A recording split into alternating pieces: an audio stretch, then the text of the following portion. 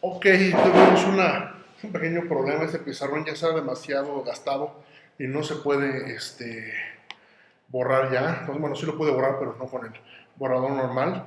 Pero bueno, vamos a tener que seguir sin el uso del pizarrón, que para mí es una herramienta importante. Bueno, hablamos de las cifras. Hay 11.7 millones de mexicanos viviendo fuera de México, 11.3 millones viven en Estados Unidos, el 97%.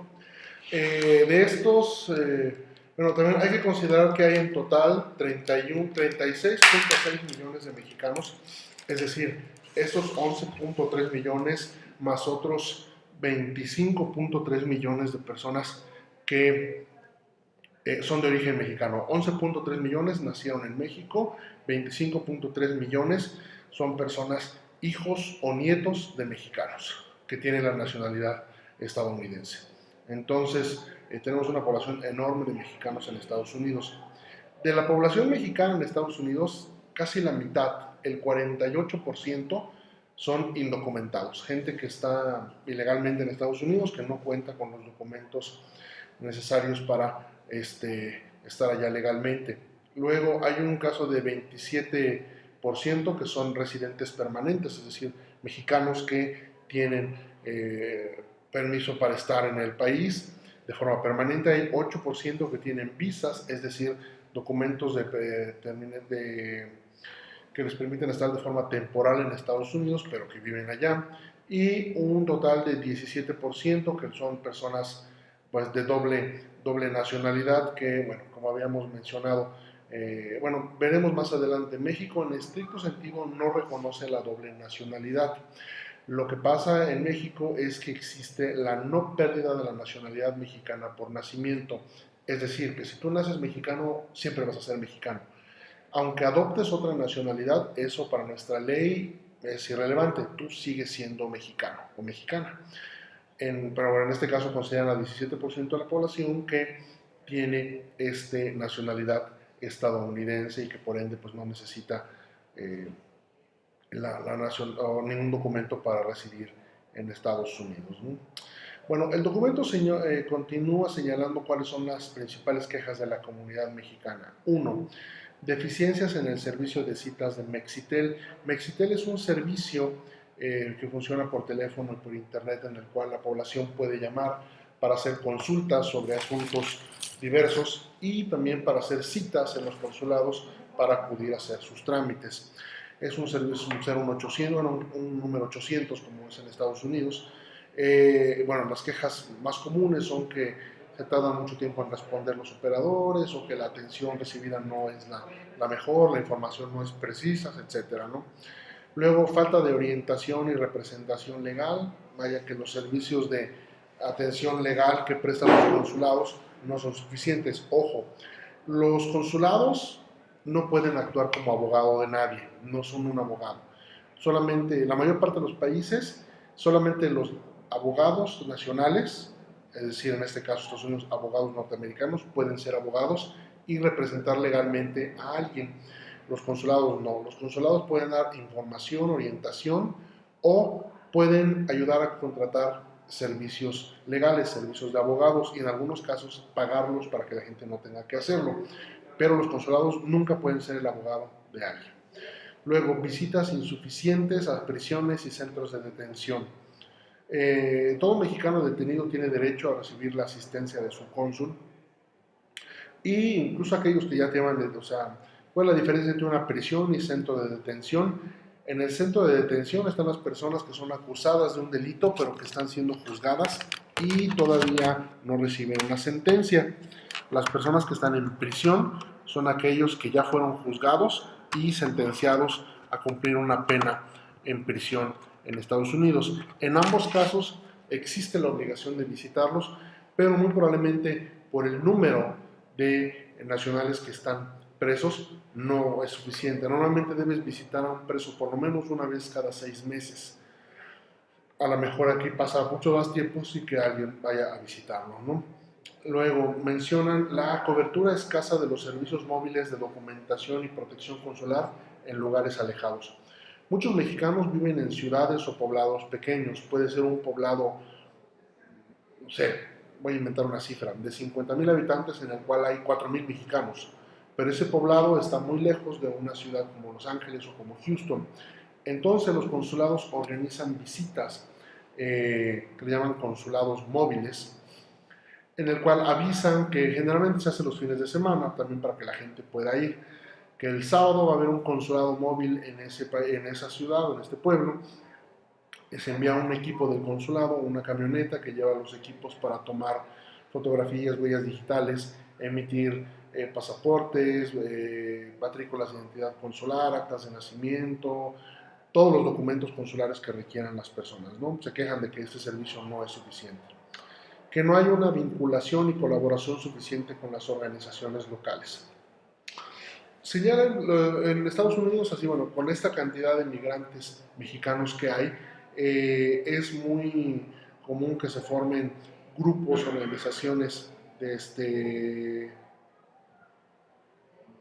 mexicanos, perdón, es un mensaje.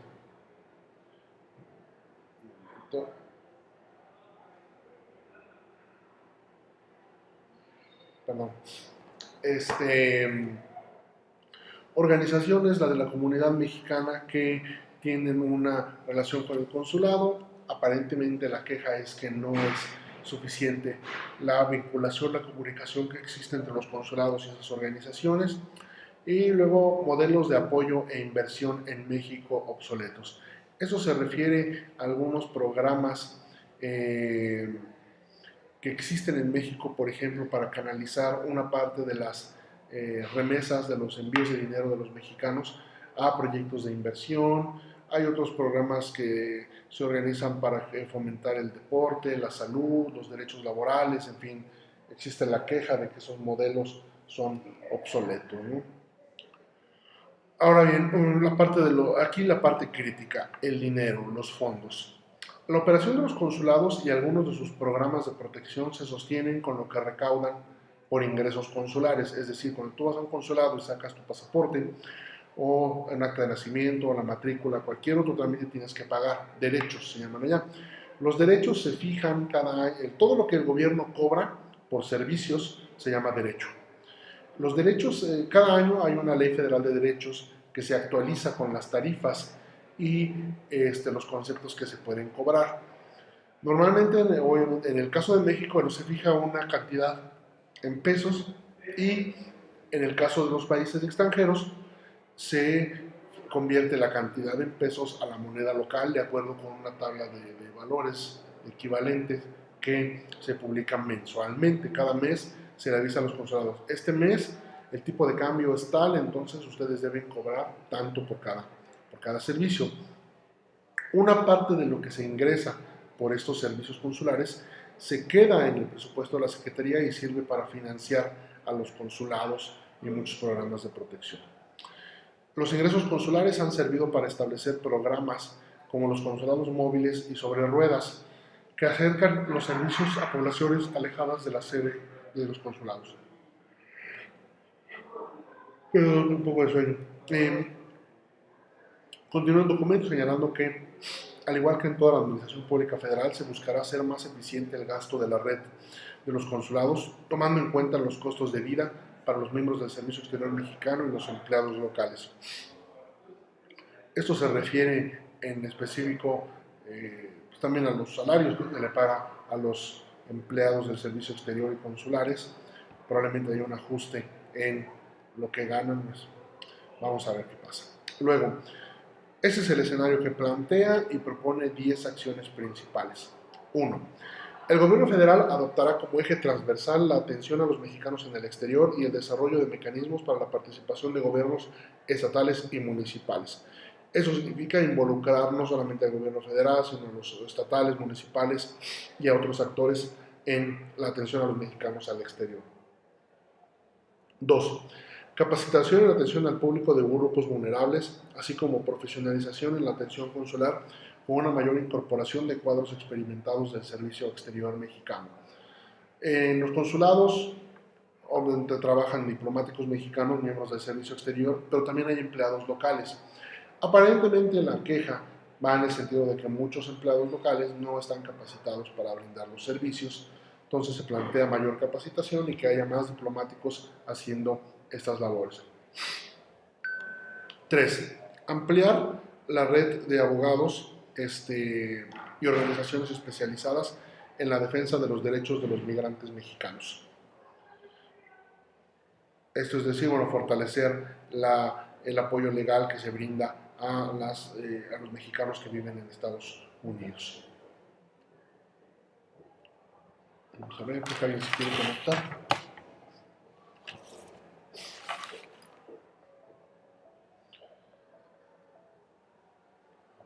Vamos a ver si alguien se conecta. Sí.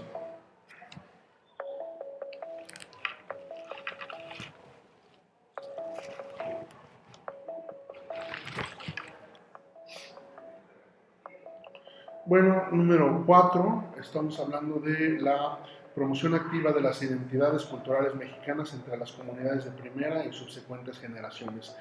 Esto se refiere básicamente a organizar actividades culturales, festivales que pueden parecer sencillos como el Día de las Madres, el Día del Niño, el 5 de mayo, el Día de Muertos, el 16 de septiembre, organizar concursos de cuento, de dibujo, presentaciones de grupos culturales mexicanos, en fin, diversas actividades para promover la cultura mexicana entre los mexicanos que viven en Estados Unidos. 5. Ampliación de los programas de educación, salud y deporte para elevar la calidad de vida. Los consulados llevan a cabo también algunas acciones para promover la educación, que puedan aprovechar, por ejemplo, oportunidades de educación. En México, por ejemplo, hay un programa de la SEP de prepa en línea que se promueve para que los mexicanos que no han hecho la preparatoria, incluso creo que también hay uno de la secundaria, puedan hacer esto y mejorar su nivel de estudios, salud y deporte, programas, muchos de estos hacen colaboración con el IMSS, programas de información para mejorar la atención, por ejemplo, a los niños recién nacidos, a los niños pequeños, que la gente se atienda, que vaya al doctor, que aproveche las oportunidades que tienen para atenderse, cualquier enfermedad que puedan tener o accidentes, en fin. Y el deporte que vayan también es en la organización, por ejemplo, de torneos deportivos, actividades que ayuden a que la gente haga más deporte. 6. Desarrollo de mecanismos financieros para la participación de la comunidad migrante en los grandes proyectos de desarrollo del Gobierno de México, así como de sus regiones. Bueno, supongo que querrán canalizar parte de las divisas que los paisanos envían a sus familias para proyectos de desarrollo que pueden ser de infraestructura, sociales, económicos, en diferentes partes del país. 7. Consulados móviles integrales y enfocados en las comunidades más vulnerables y en nuevos sitios.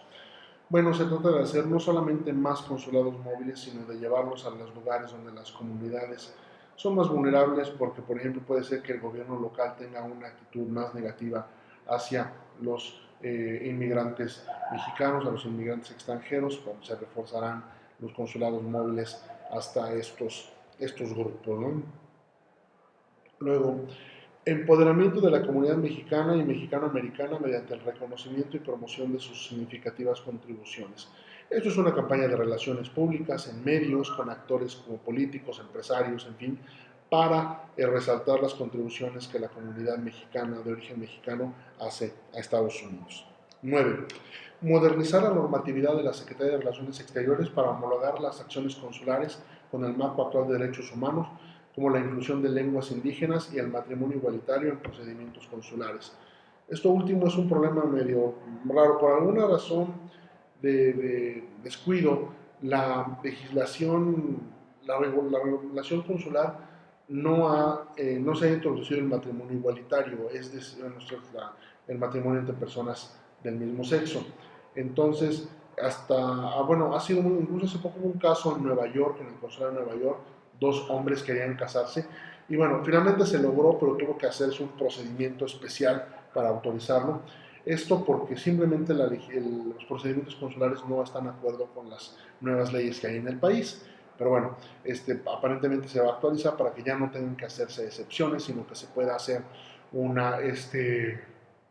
matrimonios igualitarios se pueden celebrar en cualquier consulado.